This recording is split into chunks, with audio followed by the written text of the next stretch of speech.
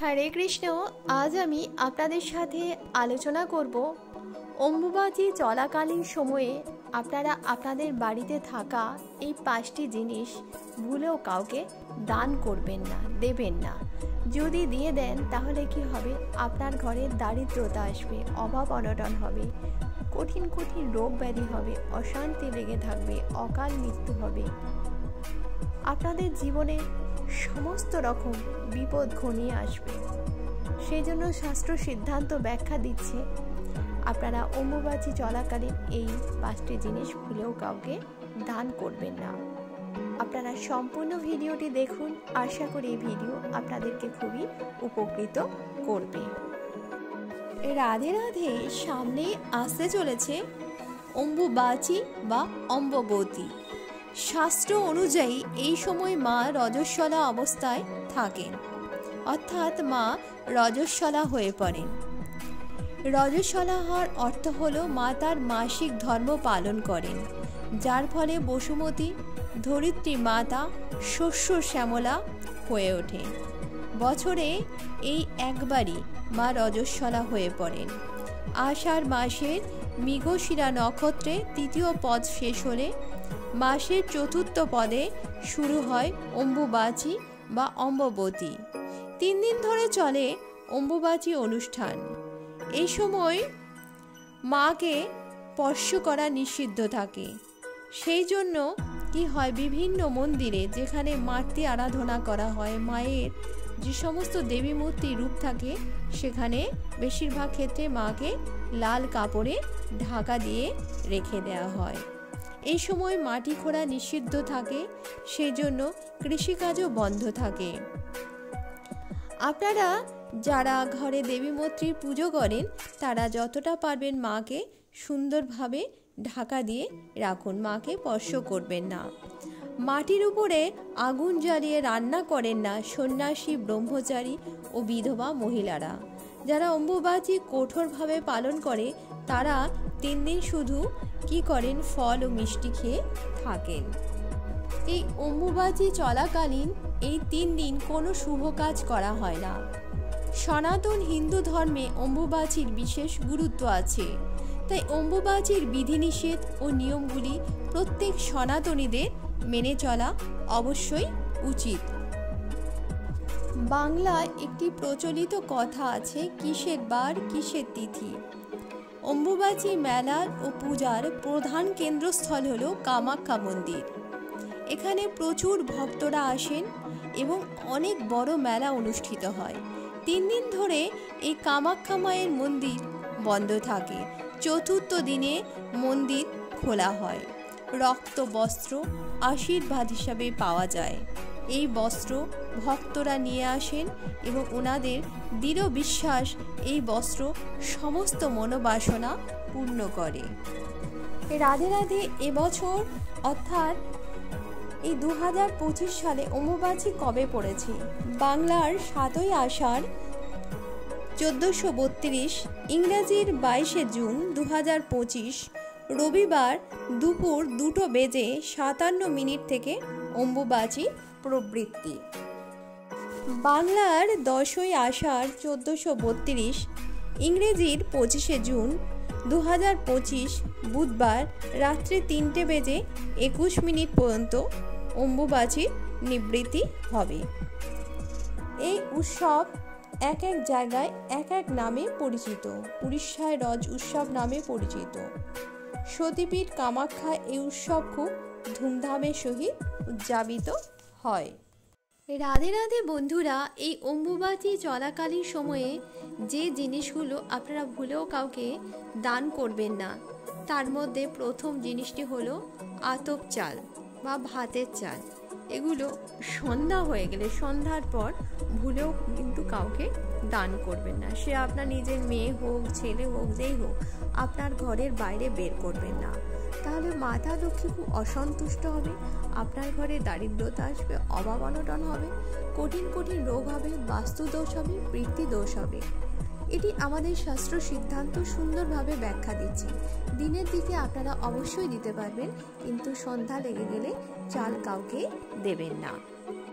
রাধে রাধে। দ্বিতীয় যে জিনিসটি আপনারা ভুলেও দান করবেন না সেটি হলো দুধ। হ্যাঁ বন্ধুরা, সন্ধ্যা লেগে গেলে এই অম্বুবাচী চলাকালীন সময়ে সন্ধ্যার পর কাউকে কিন্তু আপনারা দুধ দেবেন না। সে আপনার পরম আত্মীয় হোক, মেয়ে হোক, ছেলে হোক, কাউকে দেবেন না। তাহলে আপনার ঘরে আকাল দুর্ভিক্ষ আসবে, কঠিন কঠিন রোগ আসবে, বাস্তুদোষ হবে, পিতৃদোষ হবে। শাস্ত্র সিদ্ধান্ত আমাদেরকে সেরকমই ব্যাখ্যা দিচ্ছে। কিন্তু যারা দুধের ব্যবসা করেন, দুধের দোকান আছে, বা যারা ঘোষ মশাই যারা দুধ বিক্রি করেন, তারা অবশ্যই সন্ধ্যার পর দুধ বিক্রি করতে পারেন, তাতে তাদের কোনো রকম কোনো অসুবিধা হবে না।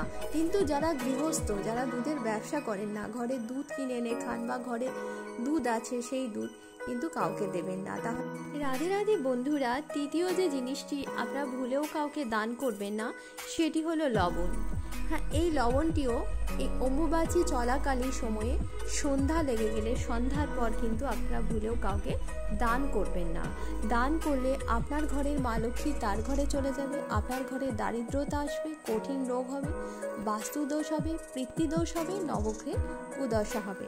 তাই ভুলেও আপনারা রাতে সন্ধ্যার পর লবণ কাউকেও দান করবেন না।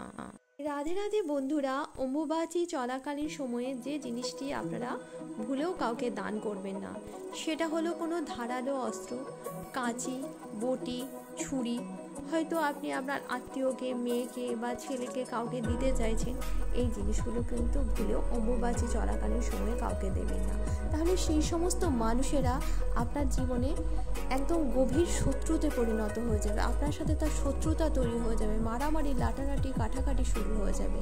শাস্ত্র সিদ্ধান্ত সেরকমই ব্যাখ্যা দিচ্ছে। তাই বন্ধুরা, আপনারা কিন্তু ভুলেও এই অম্বুবাচী চলাকালীন সময়ে কোনো ধারালো অস্ত্র, এমনকি ব্লেড, সূচ, এগুলোও কিন্তু কাউকে একদম দান করবেন না।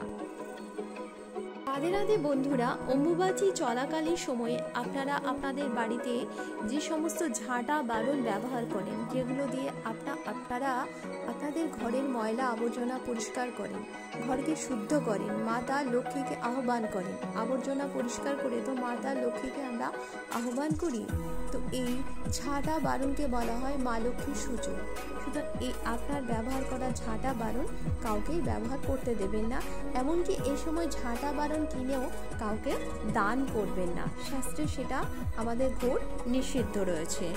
করলে কি হবে, আপনার জীবনে ঘোর সংকট আসবে, অর্থনৈতিক সংকট তো আসবেই, কঠিন কঠিন রোগ ব্যাধি হবে, নবগ্রহে কুদশা হবে, বাস্তুদোষ হবে, জীবনে নানান সংকটের মধ্যে আপনারা জড়িয়ে পড়বেন। রাধে রাধে বন্ধুরা, এই অম্বুবাচী চলাকালীন সময়ে আপনারা কোনো তেতো জাতীয় জিনিস, উচ্ছে, করলা, নিম পাতা, এরকম কোনো জিনিস কাউকে দান করবেন না এবং বাড়িতে রান্না করেও আপনারা খাবেন না। খেলে কি হবে, আপনাদের জীবন তিক্ততায় ভরে উঠবে, অশান্তিতে ভরে উঠবে, কোথাও আপনারা শান্তি খুঁজে পাবেন না। শাস্ত্র সিদ্ধান্ত সেরকমই আমাদেরকে ব্যাখ্যা দিচ্ছে। এবং যে ব্যক্তিকে আপনারা দান করবেন এগুলো, তার সাথে আপনার তিক্ততা, শত্রুতায় পরিণত হবে, মিষ্টতা থাকবে না। এই সময় মিষ্টি ফল দান করতে পারে, কিন্তু একদম তেতো জিনিস কাউকে ভুলেও দান করবেন না। রাধে রাধে বন্ধুরা, অম্বুবাচী চলাকালীন সময়ে কোনো পোড়া জাতীয় জিনিস কাউকে আপনারা দান করবেন না এবং বাড়িতে কোনো রকমভাবে কোনো জিনিস আপনারা পুড়িয়ে খাবেন না। তাহলে আপনাদের ভাগ্য, কপাল, আপনাদের সমস্ত কিছু পুড়ে ছারখার হয়ে যাবে। মাতা লক্ষ্মী অসন্তুষ্ট হয়ে আপনার গৃহ ত্যাগ করবে। সেজন্য ভুলেও কিন্তু এই সময় কোনো জিনিস পুড়িয়ে খাবেন না আর কোনো পোড়া জিনিস কাউকে আপনারা দানও করবেন না। রাধে রাধে বন্ধুরা, অম্বুবাচী চলাকালীন সময়ে আপনারা আপনাদের বাড়িতে থাকা তুলসী গাছ তুলে কাউকে দান করবেন না বা টবসহ গাছও কাউকে দিয়ে দেবেন না।